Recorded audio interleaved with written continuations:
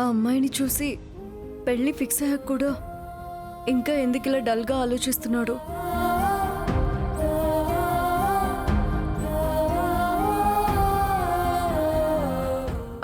విశ్వసారు,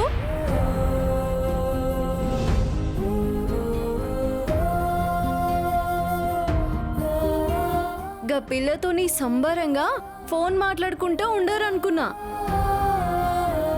మళ్ళా గట్ల నారాజ్ ముఖం పెట్టిరేంది? నాకేం సమాజైతలే. చెప్పాను కదా, నాకిష్టం లేని పెళ్లి ఫిక్స్ చేశారని. పెళ్లి ఖాయమైనాక కూడా ఇష్టం లేదంటారంటే ఎవరినో మీరు దిల్దార్గా ప్రేమించుంటారు.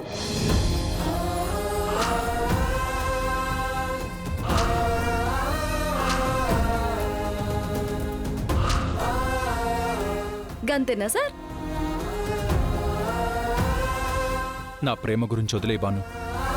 మీరు దాన్ని ఇడిచిపెడితేనే గీరంది మిమ్మల్ని ఇడిచిపెడుతుంది. గప్పుడు జోర్దార్గా పెళ్లి కొడుకువై ధూమ్ధామ్గా పెళ్లి చేసుకోవచ్చు. బాను, నేనవన్నీ ఆలోచించే మూడ్లో లేనిప్పుడు. నా బెస్ట్ ఫ్రెండ్ మిస్ అయింది. తను ఎక్కడుందో ఎలా ఉందో తెలియక ఇక్కడ నాకు పిచ్చెక్కిపోతుంది. కదిలే కాలముతో అడుగులు కలుపుకొని పయనం సాగించు మరచి. సారు, బెస్ట్ ఫ్రెండ్ అంటే ఏంది? నా బాధలు సంతోషాలు పంచుకొని దాపరికాలంటూ లేకుండా ఎప్పుడు నన్ను మోటివేట్ చేస్తూ ఉండేది నా జాను.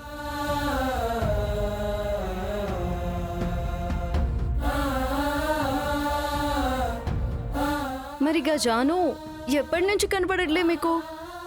ఎందుకు కనపడట్లేదు? తనని జయ్ అనేవాడు ప్రేమించానని చెప్పి పెళ్లి చేసుకున్నాడు. కానీ వాడికి కావాల్సింది భార్య కాదు, బానిస అని జానుకి తర్వాత అర్థమైంది.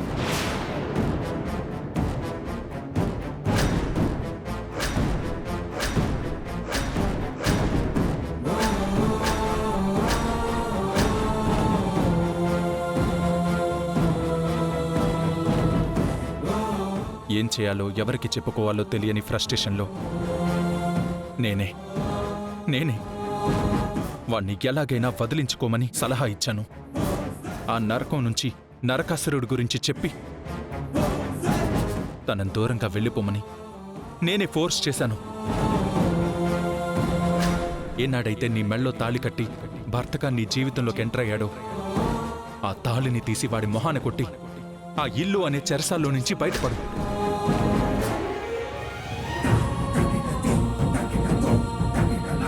కానీ వాడికి దూరం అవ్వాలనుకున్న జాను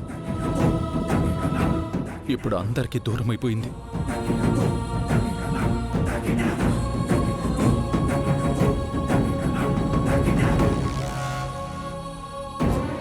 అది నా వల్లే జరుగుంటుందన్న గిల్టీ ఫీలింగ్ నేను భరించలేకపోతున్నాను, అసలు తీసుకోలేకపోతున్నాను.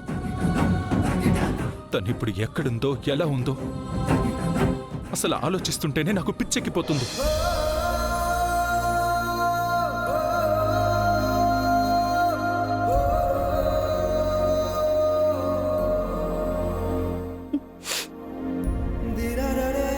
బాధపడకండి విశ్వాసారు.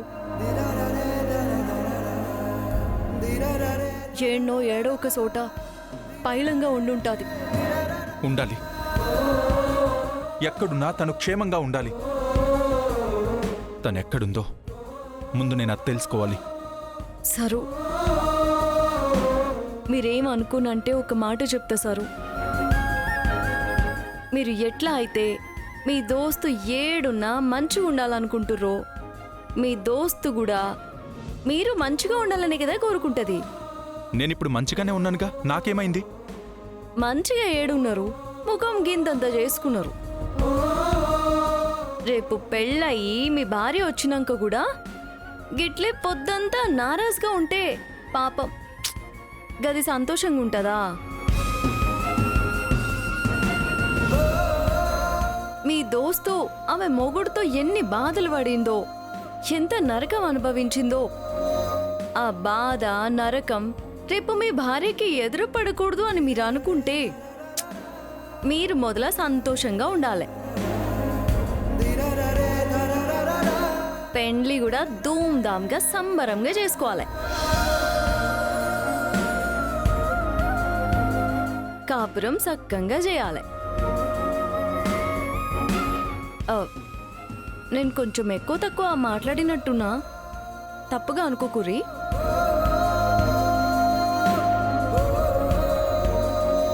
మీ దోస్తు ఆమె మొగుడుతో ఎన్ని బాధలు పడిందో, ఎంత నరకం అనుభవించిందో, ఆ బాధ నరకం రేపు మీ భార్యకి ఎదురు పడకూడదు అని మీరు అనుకుంటే మీరు మొదల సంతోషంగా ఉండాలి.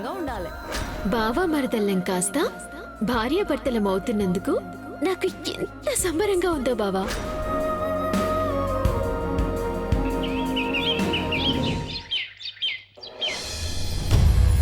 సార్, మీరు అడిగిన పెన్ను పేపర్ తీసుకొచ్చాను. ఇది నాకు ఇవ్వడానికి కాదు, నువ్వు రాయడానికి. సారీ సార్, చెప్పండి సార్.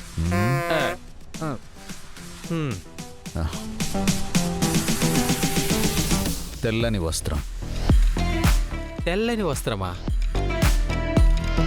స్పెల్లింగ్ కష్టంగా ఉందా? అదేం లేదు సార్, రాస్తున్నాను. ఒక తెల్లని వస్త్రం. నవధాన్యాలు. నవధాన్యాలు. బియ్యపు పిండి. బియ్యపు పిండి. దర్బలు.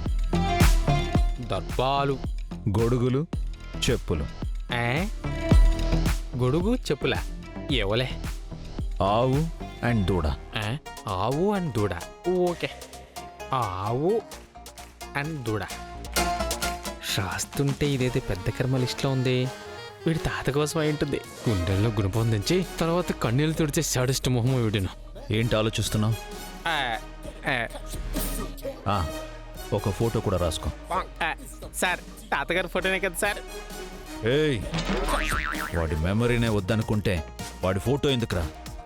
అంటే సార్, మీరు పెద్ద కర్మ లిస్ట్ చెప్తుంటే పోయిన తాతగారి కోసమేమో అనుకున్నాను సార్.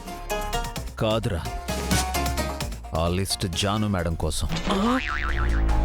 జాను మేడం కోసమా? అంటే జాను మేడం చనిపోయిందని మీరు ఫిక్స్ అయ్యారా సార్? మీరన్నట్టు మేడం బతికే ఉన్నారు కదా సార్. ఆయన మేడం ఎలా చనిపోతుంది సార్? రే ఇడియట్, నా జాను బతికే ఉందిరా. చనిపోయిందనుకుంటే నువ్వు బ్రతికిందంటావు, బతుకుందంటే చనిపోయిందంటావు, మళ్ళీ బతుకున్న దానికి కర్మ చేస్తానంటావు. ఇంత నీచ నికృష్టంగా వీర వికృతంగా ఎలా ఆలోచిస్తావురా నువ్వు?